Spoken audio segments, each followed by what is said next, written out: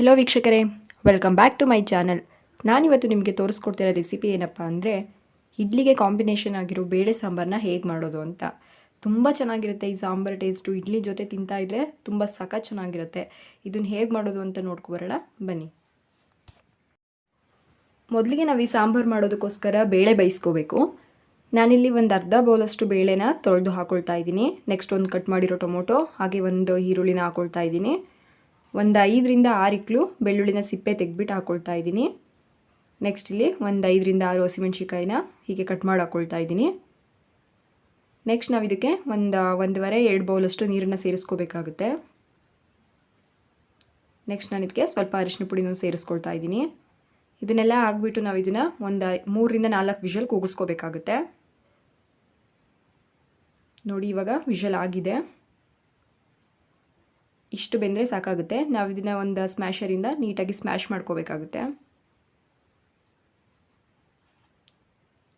ಈ ರೀತಿಯಾಗಿ ಲೈಟಾಗಿ ಸ್ಮ್ಯಾಶ್ ಮಾಡಿಕೊಂಡ್ರೆ ಚೆನ್ನಾಗಿರುತ್ತೆ. ನೆಕ್ಸ್ಟ್ ನಾವಿಲ್ಲಿ ಇದಕ್ಕೆ ಒಗ್ಗರಣೆ ಹಾಕಬೇಕಾಗುತ್ತೆ. ಒಂದು ಪಾತ್ರೆ ಇಟ್ಟು ಅದಕ್ಕೆ ಒಂದು 2ರಿಂದ 3 ಟೇಬಲ್ ಸ್ಪೂನಷ್ಟು ಎಣ್ಣೆ ಹಾಕ್ಕೊಳ್ಳೋಣ. ಎಣ್ಣೆ ಕಾಯ್ದ ನಂತರ ನಾನು ಇದಕ್ಕೆ ಸಾಸಿವೆ, ಹಾಗೆ ಜೀರಿಗೆ ಮತ್ತು ಸ್ವಲ್ಪ ಬೆಳ್ಳುಳ್ಳಿನ ಕ್ರಷ್ ಮಾಡಿ ಇಟ್ಕೊಂಡಿದ್ದೀನಿ, ಅದನ್ನು ಕೂಡ ಸೇರಿಸ್ಕೊಳ್ತಾ ಇದ್ದೀನಿ. ನೆಕ್ಸ್ಟ್ ನಾನು ಇದಕ್ಕೆ ಕರಿಬೇವಿನ ಸೊಪ್ಪು ಹಾಗೆ ಒಣಗಿರೋ ಮೆಣಸಿಕಾಯಿ ಕೂಡ ಹಾಕ್ತಾ ಇದ್ದೀನಿ.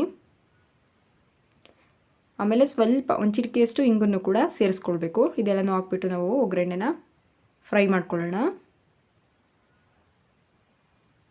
ಒಗ್ಗರಣೆ ಎಲ್ಲ ಫ್ರೈ ಆದ ನಂತರ ನಾವು ಇದಕ್ಕೆ ಆವಾಗಲೇ ಬೇಯಿಸಿಟ್ಕೊಂಡಿರೋವಂಥ ಬೇಳೆನ ಹಾಕಬೇಕಾಗುತ್ತೆ.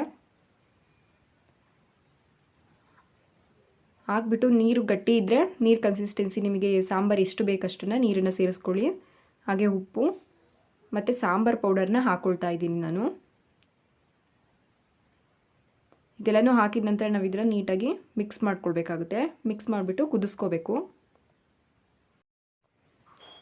ಇದು ಚೆನ್ನಾಗಿ ಕುದ್ದ ನಂತರ ನಾನು ಇದಕ್ಕೆ ಸ್ವಲ್ಪ ಕೊತ್ತಂಬರಿ ಸೊಪ್ಪನ್ನು ಕಟ್ ಮಾಡಿ ಇಟ್ಕೊಂಡಿದ್ದೀನಿ, ಅದನ್ನು ಕೂಡ ಸೇರಿಸ್ಕೊಳ್ತಾ ಇದ್ದೀನಿ.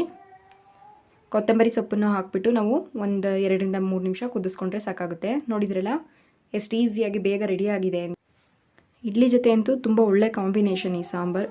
ಮಾಡೋದಕ್ಕೂ ಈಸಿ, ತಿನ್ನೋದಕ್ಕೂ ಕೂಡ ತುಂಬಾ ಚೆನ್ನಾಗಿರುತ್ತೆ. ನೀವು ಕೂಡ ಒಂದ್ಸಲ ಟ್ರೈ ಮಾಡಿ ಹೇಗೆ ಬಂತು ಅಂತ ನನಗೆ ಕಾಮೆಂಟ್ ಸೆಕ್ಷನಲ್ಲಿ ಕಮೆಂಟ್ ಮಾಡಿ ತಿಳಿಸಿ. ಹಾಗೆ ಈ ರೆಸಿಪಿ ಇಷ್ಟ ಆಗಿದ್ದಲ್ಲಿ ಲೈಕ್, ಶೇರ್, ಕಮೆಂಟ್ ಮಾಡೋದನ್ನ ಬರಿಬೇಡಿ. ಹಾಗೆ ಇನ್ನೂ ಯಾರು ನನ್ನ ಚಾನಲ್ನ ಸಬ್ಸ್ಕ್ರೈಬ್ ಆಗಿಲ್ಲ, ಪ್ಲೀಸ್ ಸಬ್ಸ್ಕ್ರೈಬ್ ಆಗಿ. Thank you for watching.